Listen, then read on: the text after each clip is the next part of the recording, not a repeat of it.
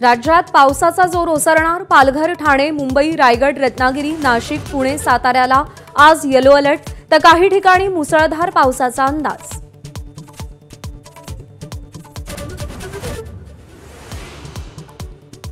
राज्य मंत्रिमंडळाची आज बैठक। अतिवृष्टी आणि पूरग्रस्तांना काय मदत मिळणार याकडे लक्ष, तर दिवाळीपूर्वी मदत मिळावी शेतकऱ्यांची अपेक्षा।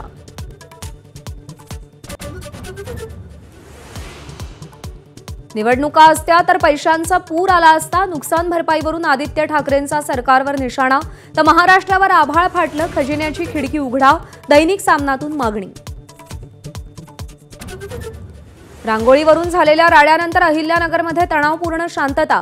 एमआयएमचे अध्यक्ष असदुद्दीन ओवेसींची अहिल्यानगरच्या मुकुंदनगरमध्ये सभा, मात्र पोलिसांकडून सभेला परवानगी नाही।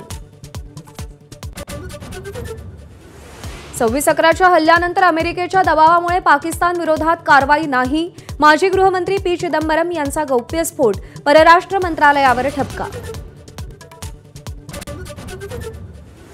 कॅनडामध्ये लॉरेन्स बिश्नोई गँगवर मोठी कारवाई। आंतरराष्ट्रीय दहशतवादी संघटना म्हणून घोषित। टोळीशी संबंधित असलेल्यांची मालमत्ता आणि बँक खाती जप्त।